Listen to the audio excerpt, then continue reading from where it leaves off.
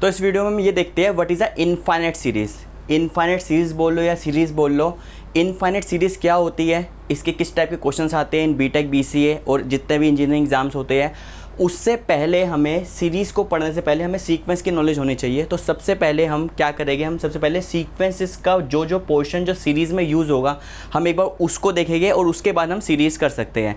Means series के लिए आपको सीक्वेंसेस आना ज़रूरी है, बट सीक्वेंसेस अपने आप में एक वास्ट चीज़ है, तो हम इतना वास्ट में नहीं जाएंगे। जो पोर्शन हमें सीरीज़ को सोल्व करने के लिए यूज़ होगा वो हम सीक्वेंसेस में हम यहाँ पे देखेंगे।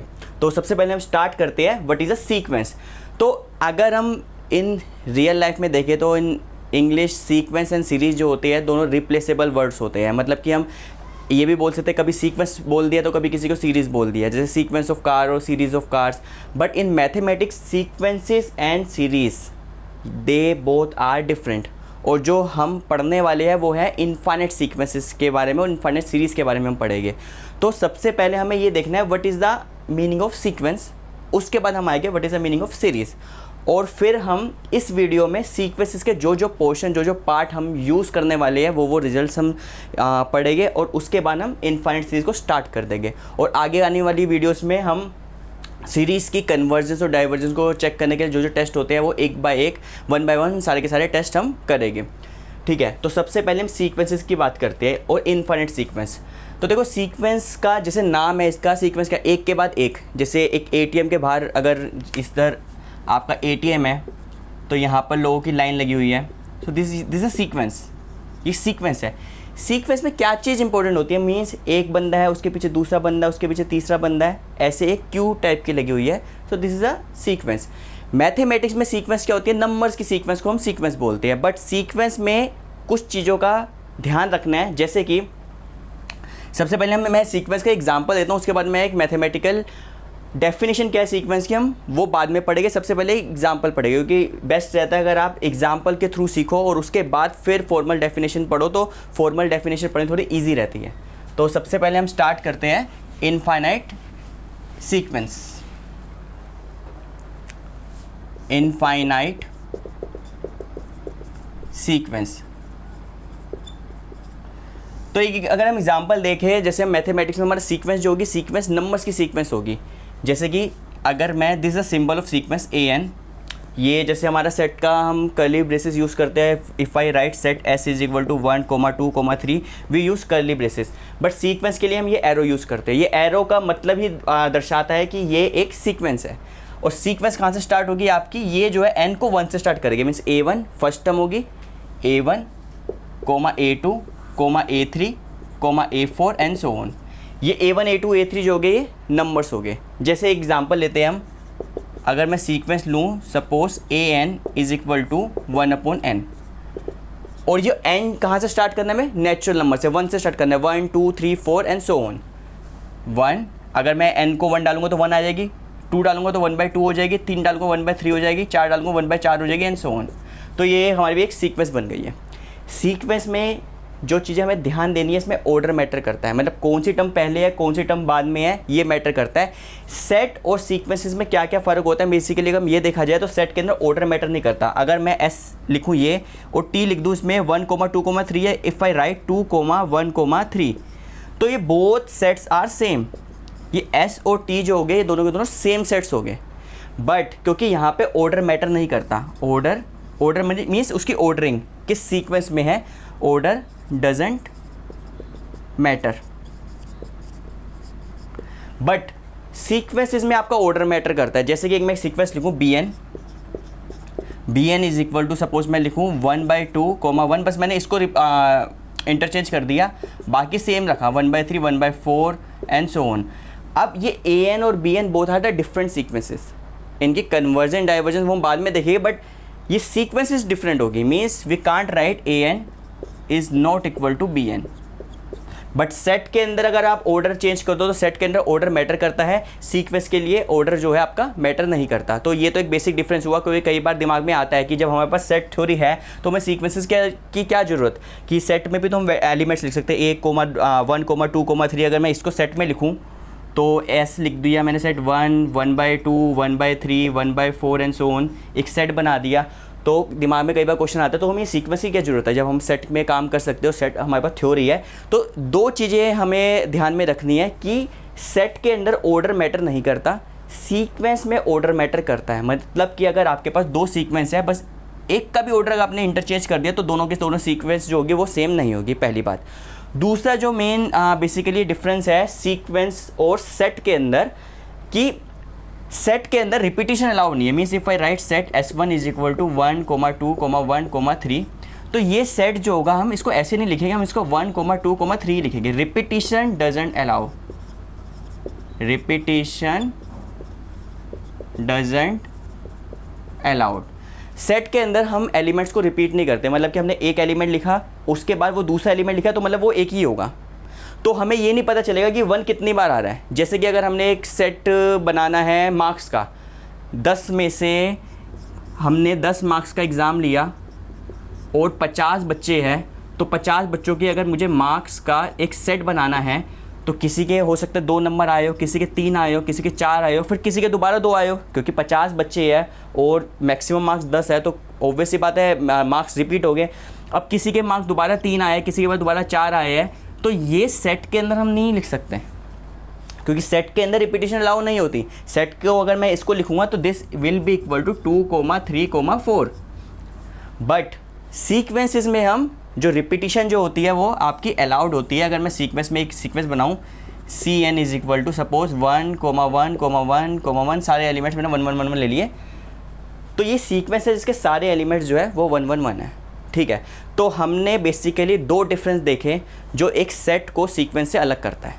ठीक है, तो उसको एक बार दोबारा से देखा जाए कि क्या फ़र्क है आपका सीक्वेंस एंड सेट्स में। सीरीज़ में हम बाद में आएंगे, सबसे पहले हम सीक्वेंसेस पर डील करते हैं कि अगर हम यहाँ पे सीक्वेंस लिखें, इधर लिखूँ मैं सेट, तो सीक्वेंस में जो होता है ऑर्डर मैटर्स।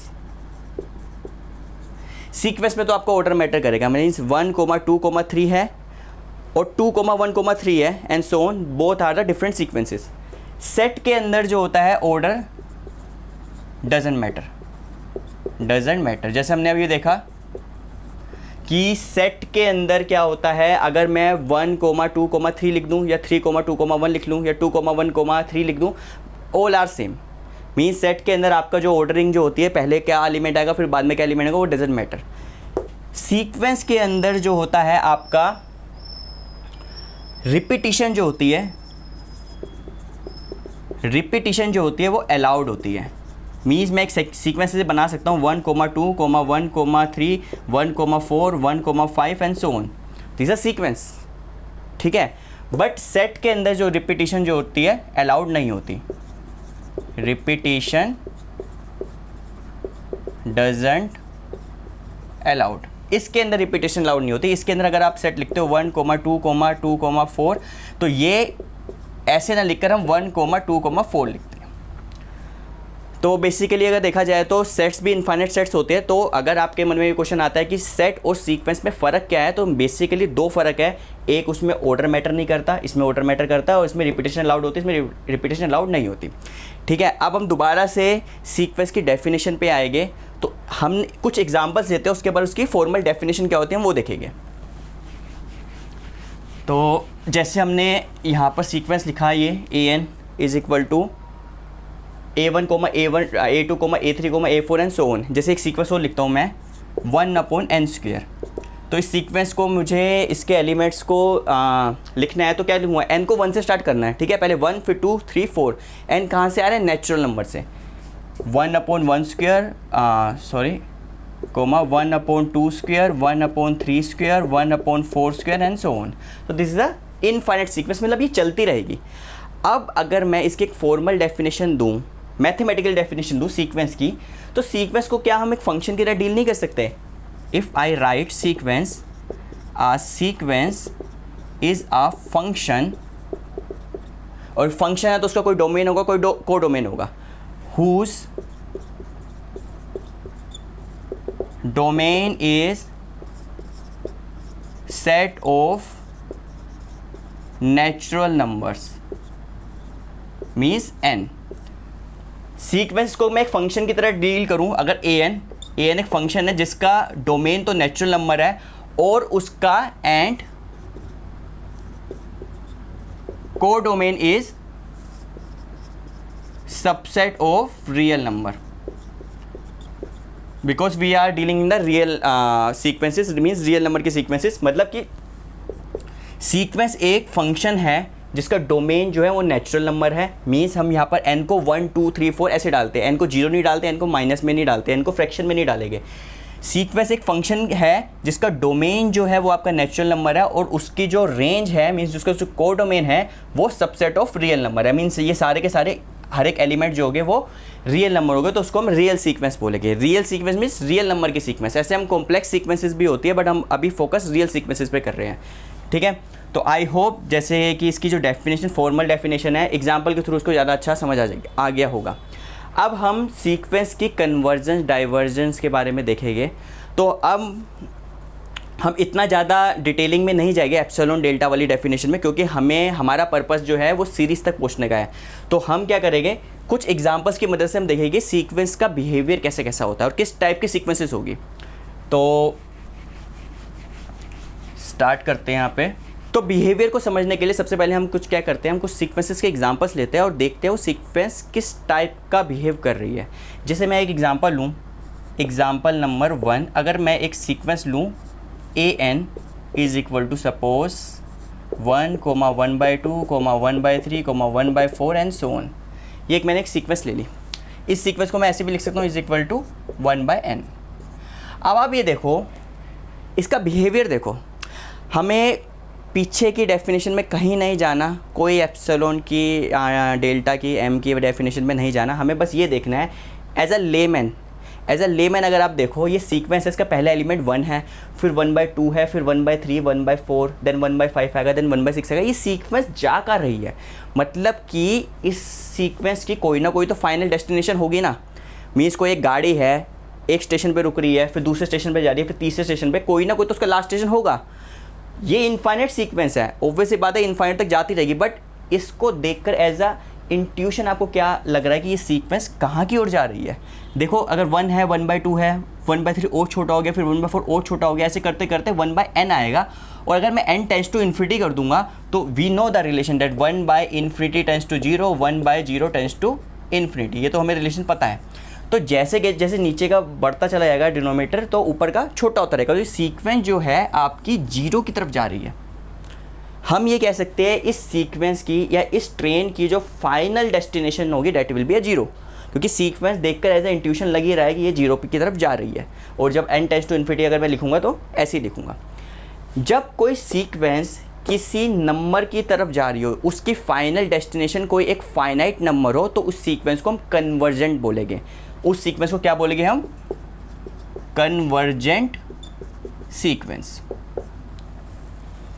और इसको लिखने का तरीका क्या होगा? Limit n tends to infinity an is equal to 0। Means ये सीक्वेंस आपकी कन्वर्जेंट सीक्वेंस है, क्योंकि ये सीक्वेंस एक फाइनाइट नंबर पर जा रही है। ये सीक्वेंस एक फाइनाइट नंबर पर जा रही है। और इसको लिखने का तरीका क्या होगा? Limit n tends to infinity an is equal to 0। हम इसको इस तरीके से लिखेंगे, ठीक है। अब एक दूसरे टाइप की सीक्वेंस देख लेते हैं। एग्जाम्पल नंबर 2, सपोज मैं एक सीक्वेंस लेता हूँ bn is equal to, suppose मैं n ले लिया यहाँ पे। अब इससे कुछ टर्म बताओ। फर्स्ट टर्म क्या होगी? n को 1 डालूंगा, because if you go by definition sequence the function जो domain is a natural number, मतलब कि n को मुझे नेचुरल नंबर डालना है। n को मैं 1 डालूंगा, फिर n को 2 डालूंगा, फिर 3 डालूंगा एंड सो ऑन। अब आप ये देखो बाय इंट्यूशन ये सीक्वेंस कहाँ जा रही है, या इस गाड़ी की फाइनल डेस्टिनेशन कहाँ होगी। तो पहले 1 है, फिर 2 है, 3, 4, 5, 6 बड़ा होता जा रहा है। कहाँ की तरफ जा रही है ये जा रही है इन्फिनिटी की तरफ। ओके, जो सीक्वेंस की फाइनल डेस्टिनेशन इन्फिनिटी हो उसको हम क्या बोलेंगे? Divergent sequence. We called divergent sequence. No problem, ठीक है।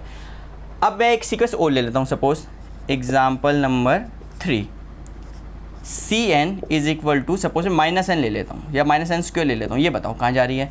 -1² -2² -3² एंड सो ऑन। अगर आप देखा जाए तो ये सीक्वेंस किस तरफ जा रही है? जैसे जैसे n बढ़ाते चले जाओगे सीक्वेंस आपकी माइनस इन्फिनिटी की तरफ जाएगी, तो it goes to minus infinity. तो इसको भी हम क्या बोलेंगे, डाइवर्जेंट। मीन्स कोई सीक्वेंस अगर इन्फिनिटी या माइनस इन्फिनिटी में कहीं पर भी जा रही हो तो उस सीक्वेंस को हम बोलते हैं डाइवर्जेंट सीक्वेंस। Divergent sequence. लिखने का तरीका क्या है, लिखने का तरीका यही है कि इसकी लिमिट क्या होगी, limit n tends to infinity. अगर मैं Cn के बारे में लिखूँ, Cn is equal to minus infinity होगा, और limit n tends to infinity Bn is equal to ये इन्फिनिटी हो जाएगा आपका। ठीक है, तो जो सीक्वेंस एक फाइनाइट नंबर की तरफ जाए वो उसको कन्वर्जेंट बोलेंगे, जो सीक्वेंस इन्फिनिटी या माइनस इन्फिनिटी की तरफ जाए उसको हम डाइवर्जेंट बोलेंगे। अब एक और सीक्वेंस देख लेते हैं, suppose example number 4 Dn is equal to suppose -1 raise power n। इस वाली सीक्वेंस के कुछ एलिमेंट्स लिखोगे तो n अगर पावर अगर इवन होगी तो 1 आएगा, पावर ओड होगी तो -1 आएगा। सिंपल सी बात है, n को 1 डालूंगा तो -1 1 -1 1 -1 1 एंड सो ऑन। ठीक है, अब बताओ ये वाली सीक्वेंस कहाँ जा रही है, इस सीक्वेंस की फाइनल डेस्टिनेशन कहाँ होगी। जैसे इस वाली सीक्वेंस को हमने देख के बता दिया, एक ही आंसर आया कि आपकी माइनस इन्फिनिटी आ रही है। ये वाली सीक्वेंस एक ही आंसर आया, इन्फिनिटी की तरफ जा रही है। यहाँ पर एक ही आंसर आया, ये सीक्वेंस 0 की तरफ जा रही है। तो ये वाली सीक्वेंस पहले 1 है, -1 है, 1 है, -1, अगर मैं इन्फिनिटी की तरफ भी चला जाऊँगा वहाँ पे, तो एक पॉइंट पे 1 होगा, नेक्स्ट टाइम पे -1 होगा, जंप होता चलाएगा 1 -1 1 -1। तो ये सीक्वेंस जो है आपकी ना तो ये कन्वर्जेंट है ना ये डाइवर्जेंट है, तो नाइदर कन्वर्जेंट, क्योंकि कन्वर्जेंट होती है किसी फाइनाइट नंबर की तरफ जाती है, बट ये 1 -1 उछलता रहेगा, कभी इधर कूदेगा कभी उधर कूदेगा, तो ये सीक्वेंस जो है कन्वर्जेंट तो नहीं है। नोर डाइवर्जेंट, ये सीक्वेंस डाइवर्ज भी नहीं हो रही है, ना इन्फिनिटी की तरफ भी नहीं जा रही है, ना माइनस इन्फिनिटी की तरफ जा रही है। तो इस सीक्वेंस को हम क्या बोलते हैं, ओसिलेट्स। दिस सीक्वेंस ओसिलेट्स, मीन्स ये सीक्वेंस आपकी ओसिलेटरी सीक्वेंस है, ओसिलेट हो रही है, ना वो कन्वर्ज हो रही है ना वो डाइवर्ज हो रही है। अब ओसिलेटरी भी दो टाइप की हम देख सकते हैं, ओसिलेटली फाइनाइटली और ओसिलेट इनफाइनाइटली। जैसे ये सीक्वेंस जो है, जो सीक्वेंस ओसिलेट हो मतलब ना वो कन्वर्जेंट हो ना वो डाइवर्जेंट हो, और वो सीक्वेंस जो होगी अगर आप देखी जाए 1 -1 1 -, फाइनाइट नंबर के बीच में ही घूम रही है ये, तो it is called finitely oscillate. Finitely oscillates. अब अगर मैं सीक्वेंस एक ये ले लूँ, suppose en is equal to suppose 1 -1 2 -1 3 -1 4 -1 5 -1 and so on. अब इस सीक्वेंस का अगर पैटर्न देखा जाए तो हम ये देखेंगे कि देखो 1 आ रहा है, फिर -1 आ रहा है, ओसिलेट हो रहा है, फिर 2 आ रहा है, फिर -1, फिर 3 आ रहा है, फिर दोबारा -1, 4 आ रहा है, फिर -1। ये जो एक जो इसका जो आपकी जो ओड टर्म जो है, नंबर ऑफ ओड टर्म देखा जाए तो वो तो इन्फिनिटी की तरफ जा रही है, बट जो इवन वाली टर्म्स है वो -1 की तरफ जा रही है। तो ये भी ओसिलेट हो रही है, किसी कहीं जगह कन्वर्ज नहीं हो रही, क्योंकि कन्वर्ज होती तो एक ही आंसर आता, बट बार बार आपको -1 मिलता चला जाएगा वहाँ पे। तो इसका मतलब कि वो कितना भी ये 5 हो जाए, 6 हो जाए, 7 हो जाए, 1 लाख हो जाए, 1 करोड़ हो जाए, नेक्स्ट टाइम तो -1 आनी यहाँ पे। तो ये कन्वर्जेंट तो हो नहीं रही, ना ये डाइवर्जेंट हो रही है, ओसिलेट्स हो रही है, बट दिस ओसिलेट इनफाइनाइटली, क्योंकि आपको बीच में एक इसका अगर आप देखा जाए वो आपका इन्फिनिटी की तरफ जा रहा है। मैं सब सीक्वेंसेस में भी नहीं आना चाह रहा, ना उस चीज़ में अभी हम डील करेंगे। ये सीक्वेंस हो रही है ओसिलेट्स इनफाइनाइटली। ये सीक्वेंस आपकी ओसिलेट कर रही है इनफाइनाइटली। ठीक है, तो हमने अभी देख लिया है सीक्वेंस आपकी कन्वर्जेंट हो सकती है, डाइवर्जेंट हो सकती है। डाइवर्जेंट भी दो टाइप के होते हैं, डाइवर्जेंट इन्फिनिटी की तरफ, डाइवर्जेंट माइनस इन्फिनिटी की तरफ। और सीक्वेंस आपकी ओसिलेट हो सकते हैं, ओसिलेट फाइनाइटली और ओसिलेट इनफाइनाइटली। ठीक है, अब हम आगे देखते हैं, क्योंकि हमारा अभी जो टारगेट है वो है सीरीज़ पे आना। ये जो वीडियो का जो हमारा टारगेट है, हमें इनफाइनाइट सीरीज़ पढ़नी है। ठीक है, तो उसके लिए जो सीक्वेंस का जो जो पोर्शन इंपॉर्टेंट है हम सिर्फ वही करने वाले हैं। सीक्वेंसेस एक वास्ट सब्जेक्ट है, उसके लिए हम अलग से स्टडी करेंगे, जो उसमें सब sequence, limit superior, limit inferior, काफ़ी कॉन्सेप्ट्स आते हैं, वो एक अलग चीज़ है। बट हमें जो ज़रूरत है हमें वो देखना है। तो उसमें 2 डेफिनेशन और करते हैं, उसके बाद हम सीरीज़ पे जंप करेंगे। तो पहली डेफिनेशन यहाँ पर एक और आ गई, बाउंडेड सीक्वेंस। Bounded sequence. अब सीक्वेंस बाउंडेड कब होती है, जैसे इसके नाम से है कि मीन्स बाउंड मिल जाए, दो बाउंड मिल जाए, एक छोटे वाला एक बड़ा वाला, कि पूरे की पूरी सीक्वेंस जो है ना उस बाउंड के अंदर आ जाए। जैसे कि एग्जांपल, अगर मान लो मैंने ले लिया 1/n, तो कितना होगा 1, 1/2, 1/3, 1/4 एंड सो ऑन। ये जो सीक्वेंस आपकी आ रही है, ये सीक्वेंस पूरी की पूरी जो होगी ना 0 लेस देन इक्वल टू, ये पूरी sequence 1/n less than equal to 1, ये सीक्वेंस पूरी की पूरी 0 और 1 के बीच में लाई करेगी। तो 0 और 1 आर द बाउंड्स। तो अब अगर एक हम अनबाउंडेड सीक्वेंस भी लेते हो, फिर उसकी फॉर्मल डेफिनेशन देखेंगे। तो एक सीक्वेंस मैंने मान लो ये ले ली n, तो ये क्या हो गया आपकी 1, 2, 3 एंड सो ऑन। तो ये सीक्वेंस जो है 1 से तो सारी की सारी सीक्वेंस बड़ी होगी यहाँ पे, ठीक है, 1/n, सॉरी n लिया है यहाँ पे n, बट इसका कोई अपर बाउंड नहीं मिलेगा, क्योंकि जैसे अगर आपने कोई k ले लिया अपर बाउंड, उससे भी बड़ा मुझे कोई k+1 मिल जाएगा इस साइड में। मीन्स ये सीक्वेंस आप कितना भी बड़ा बाउंड ले लो, इवन 1 लाख ले लोगे तो 1 लाख 1 टर्म जो होगी उसको बाउंड को तोड़कर आगे चली जाएगी। तो ये sequence is not bounded, not bounded. अब इसकी फॉर्मल डेफिनेशन एक बार देख लेते हैं कि बाउंडेड सीक्वेंस की मैथमेटिकल डेफिनेशन क्या होगी। एग्जांपल के थ्रू तो हमने समझ लिया, a sequence is bounded if there exist two constants small m and capital M such that small m less than equal to, एक सीक्वेंस मान लो, सीक्वेंस मान लिया आपकी an है, less than equal to an less than equal to m for all n belongs to n। Means वो an जितनी भी होगी, a1 a2 a3 जितनी भी टर्म्स होगी, वो सीक्वेंस जो होगी आपकी 2 नंबर के बीच में ही लाई करेगी, तो उसको हम बाउंडेड सीक्वेंस कहेंगे। ठीक है, अब कई बार ये दिमाग में क्वेश्चन आता है, जो हमने कन्वर्जन सीक्वेंस देखी थी और ये बाउंडेड सीक्वेंस देखी थी, क्या ये दोनों चीज़ें सेम है? No, answer is no. Convergence sequence और बाउंडेड सीक्वेंस अगर सेम होता तो हमारे पास दो डेफिनेशन तो वैसे होती भी नहीं। ठीक है, एवरी कन्वर्जन सीक्वेंस जो होगी, एवरी कन्वर्जेंट सीक्वेंस जो होगी इज़ बाउंडेड, वो बाउंडेड तो होगी ही होगी, क्योंकि जो कन्वर्जेंट एक फाइनाइट नंबर पर जा रही है, ठीक है, डैट विल बी बाउंडेड। इसके में भी प्रूफ पे अभी नहीं जाना, ठीक है, स्टेटमेंट्स पे बता रहा हूँ जो हमें आगे यूज़ होने वाली है।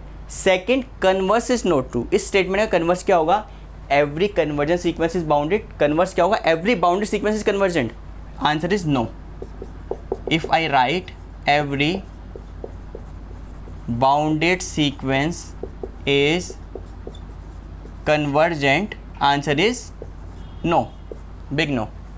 एग्जाम्पल, जैसे एक एग्जाम्पल हमने किया भी था, -1 रेज़ पावर n, तो ये क्या है आपकी -1 1 -1 1 -1 1 एंड सो ऑन।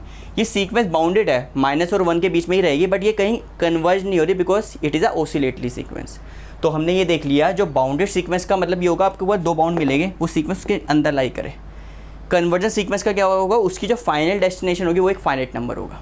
जो कन्वर्जन सीक्वेंस होगी वो सारी की सारी आपकी बाउंडेड होती है, बट बाउंडेड सीक्वेंस कन्वर्जन नहीं होगी, जैसे इसका ये एग्जाम्पल आ गया आपका। ठीक है, एक लास्ट डेफिनेशन हम देखते हैं मोनोटोनिक सीक्वेंस की, उसके बाद हम सीरीज स्टार्ट करेंगे।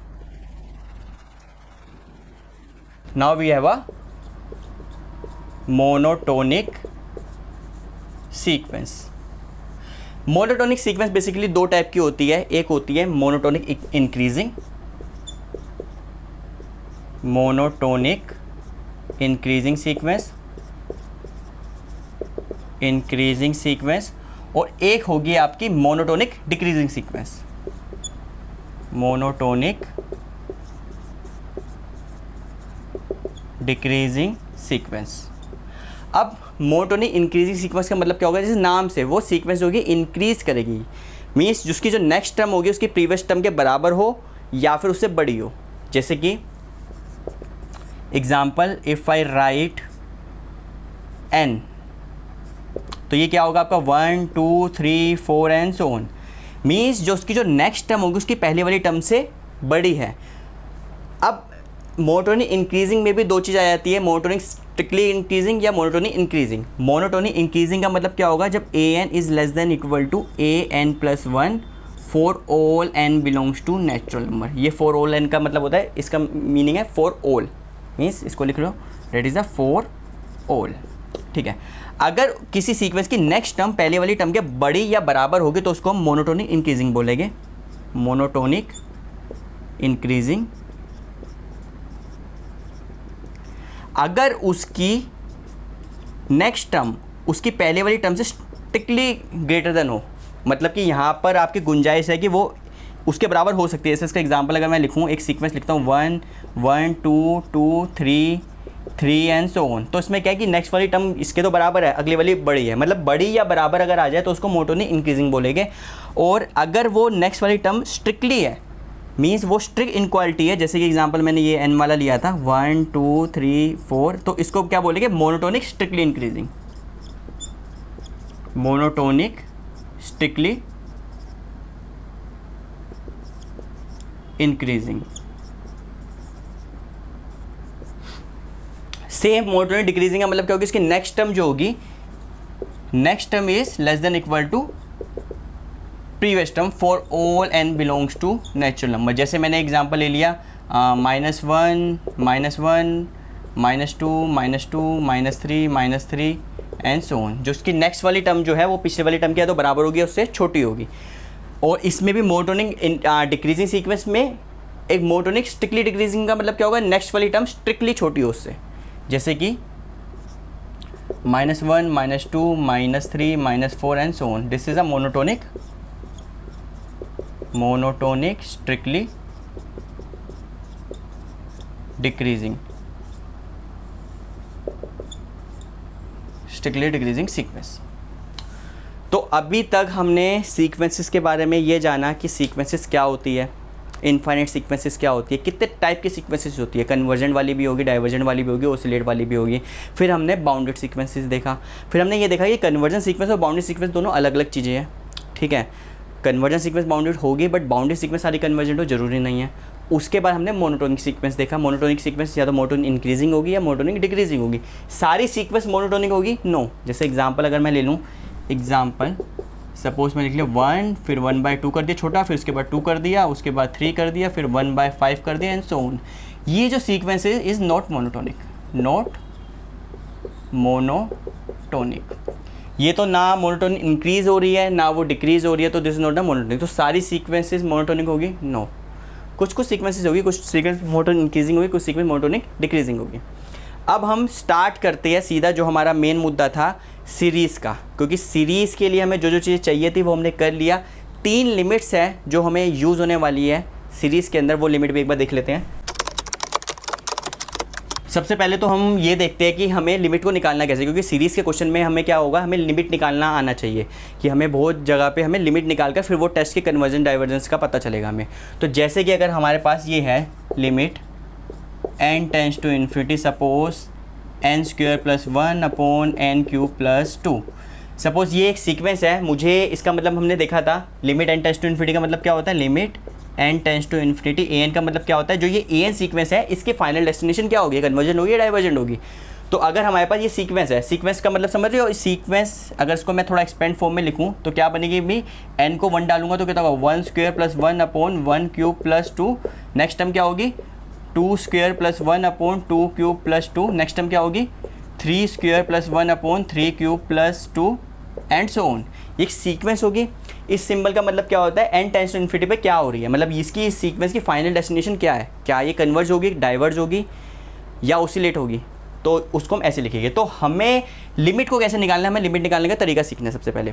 तो लिमिट निकालने का अगर देखो ऊपर और नीचे अगर पोलिनोमियल दिया हो, पोलिनोमियल मतलब कि आपको n n² n³ n4 इसकी पावर में दिया हो, एक्सपोनेंशियल वगैरह ना हो, लॉगरिथम वगैरह ना हो, मतलब इस टाइप का एक्सप्रेशन हो, तो आपको लिमिट कैसे निकालना है, इनफाइनाइट लिमिट निकालने का एक सिंपल सा मेथड है, सारे क्वेश्चन उसी से हो जाएंगे। आपको एक ही चीज़ करनी है कि ऊपर और नीचे n की हाईएस्ट पावर देखो कितनी है, और जितनी उसकी n की हाईएस्ट पावर, जैसे यहाँ पर n³ है, सबसे हाईएस्ट पावर n³ है, तो आप करो n³ को न्यूमरेटर एंड डिनोमिनेटर दोनों को डिवाइड कर दो n³ को, उसके बाद n टेंड्स टू इन्फिनिटी कर दो। और we know that use this concept 1/∞ 0 होता है, 1/0 = ∞ होता है बस। इसको यूज़ करना है, बाकी आपके पूरे सारे क्वेश्चन इससे हो जाएंगे। जैसे कि अगर मैं इसमें लिखूँ limit n tends to infinity, अब मुझे n की हाईएस्ट पावर कितनी है, यहाँ पे 3 है, तो n क्यूब को ऊपर नीचे डिवाइड कर देता हूँ। जैसे मैंने n स्क्वायर प्लस 1 को n क्यूब से डिवाइड कर दिया, और अपॉन n क्यूब प्लस 2 को भी मैं n क्यूब से डिवाइड कर देता हूँ यहाँ पे। तो कितना मिलेगा मुझे, limit n tends to infinity, ये कितना होगा 1/n plus 1 upon n cube, upon ये कितना हो जाएगा 1 प्लस 2 अपॉन n क्यूब। अब क्या करना है, n टेंस टू इन्फिनिटी कर दो। सिंपल है, जो भी n की हाईएस्ट पावर होगी उसको ऊपर नीचे डिवाइड करना है, डिवाइड करके आपका एक्सप्रेशन इस फॉर्म में आ जाएगा और वो चीज़ें यूज़ करनी है। अब n को मैं इन्फिनिटी पुट करूँगा तो 1/इन्फिनिटी 0, 1/इन्फिनिटी 0, 0 प्लस 0 अपॉन ये कितना हो जाएगा 1 प्लस 0, तो कितना होगा 0/1 इज इक्वल टू 0। सारे क्वेश्चन ऐसे करने हैं, n की जो हाईएस्ट पावर होगी ऊपर और नीचे उससे डिवाइड कर दो, you will get the answer. आपको ये चीज़ यूज़ करनी है, ठीक है। दूसरा हमें लिमिट जो है हमें जो यूज़ होगी, ये वाली कैलकुलेशन तो आपको हमेशा काफ़ी टेस्ट, जितने भी हम रेशो टेस्ट पढ़ेंगे, रूट टेस्ट पढ़ेंगे और लिमिट टेस्ट पढ़ेंगे, उन सब में आपको ये सारी यही फंडा यूज़ होगा कि n की हाईएस्ट पावर को ऊपर नीचे डिवाइड कर दो और n टेंस टू इन्फिनिटी कर दो। एक लिमिट है जो आपकी बार बार यूज़ होगी, limit n tends to infinity 1 plus x upon n raise power n is equal to e power x। ये ध्यान रखना, ये वाली लिमिट आपको याद रखनी पड़ेगी। बहुत क्वेश्चंस में आपको ये डायरेक्टली ऐसी चीज़ मिल जाएगी। तो अगर आपको करना क्या है, 1 हो प्लस x अपॉन n, जो यहाँ है ऊपर n हो और ये n जो है इन्फिनिटी पे जा रहा हो, तो क्या होगा, e की जो ऊपर होगा इधर आ जाएगा।